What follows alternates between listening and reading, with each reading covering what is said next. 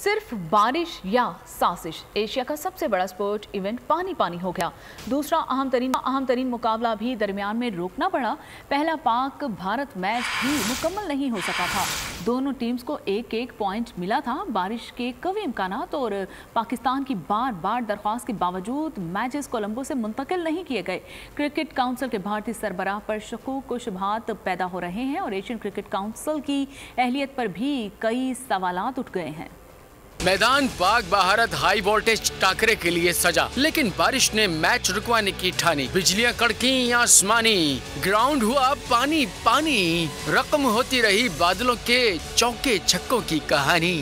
Fans काफी देर बैठे रहे, फिर इंतजार बढ़ता गया तो तमाशाई कम होते गए। श्रीलंकन क्रिकेट बोर्ड की जानिब से टिकटों की कीमतों में भी कमी की गई। अपर ब्लॉक का टिकट 1000 लंकन रुपए और लोअर ब्लॉक 500 लंकन रुपए का कर दिया गया। लेकिन क्रिकेट की दुनिया में हमेशा सबसे अच्छा समझा जाने वाला पाकिस्तान और भारत का मैच रश नहीं पकड़ सका। कुल मिलाकर बात यह है कि एक ही इवेंट में दूसरा अहम तरीन मुकाबला भी बर्बाद हो गया। अब अहम नुक्ता यह है कि पाकिस्तान एशिया कप का मेजबान और एशियन क्रिकेट काउंसिल के सरबराह जय शाह भारती हैं। पाकिस्तान क्रिकेट बोर्ड की जानिब से बार बार अपील करने के बावजूद मैच का मकाम तब्दील नहीं किया गया और अब एशिया का सबसे बड़ा स्पोर्ट्स इवेंट डूब रहा है, जिस पर सवालात उठ रहे हैं।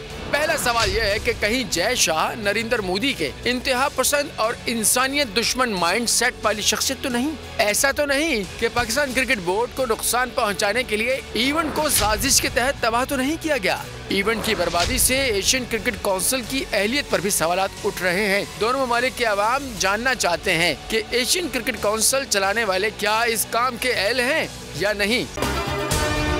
अगर आपको ये वीडियो पसंद आई है तो हमारे चैनल को सब्सक्राइब कीजिए और बेल आइकन को प्रेस कीजिए। सब्सक्राइब करें और बेल दबाएं ताकि कोई खबर रह न जाए।